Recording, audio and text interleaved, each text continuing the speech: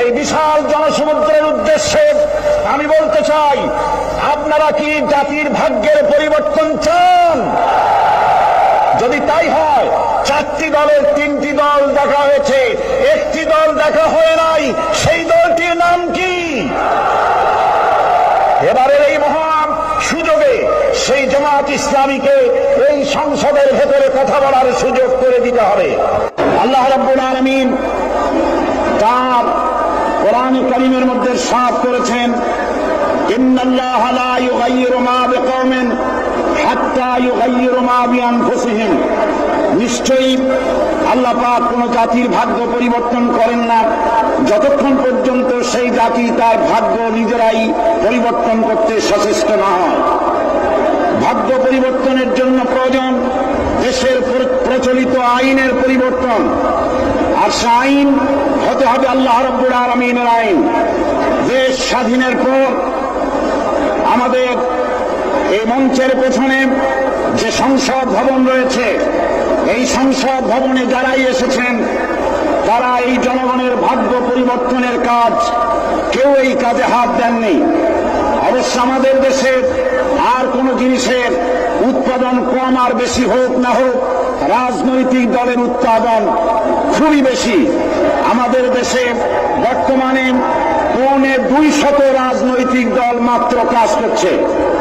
এদের ভিতরে এমন দলও আছে যাদের নেতা এবং তাদের সেক্রেটারি সভাপতি কোথায় থাকেন তা খোঁজ করার জন্য তুলা রাশির লোক দিয়া বাটি চালান দিয়েও খোঁজ করে পাওয়া যায় না। বর্তমান এই অবস্থায় দেশে বিদেশে সকলেরই জানা, এতগুলি দলের মধ্যে 4টি দল হল প্রধান। এই 4টি দল বিগত 26 বছরের ভেতরে 3টি দল ক্ষমতায় এসেছেন।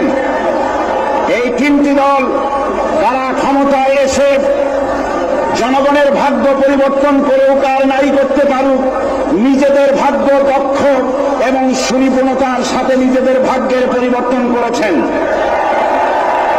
দুর্নীতিকে জাতীয়করণ করে বিদায় নিয়েছেন। আরেকটি দল টানা 5 বছর ক্ষমতায় থেকে নাস্তিকবাদ, কাদিয়ানীদের দৌরত্ব, মুরতাদ, ভাদানি, ইসলাম বিরোধী এনজিও এবং বিপুল সংখ্যক খুনি, চাঁদাবাজ, মাস্তান, হাইজাকার, সন্ত্রাসী উপহার দিয়ে চরম জিল্লাতির সাথে মাত্র কদিন আগে বিদায় হয়েছে। সুতরাং এই অবস্থায় জাতির ভাগ্যের পরিবর্তনের বড় রকম সুযোগ এখন জনগণের হাতের মুঠোয়। এই বিশাল জনসমুদ্রের উদ্দেশ্যে আমি বলতে চাই, আপনারা কি জাতির ভাগ্যের পরিবর্তন চান?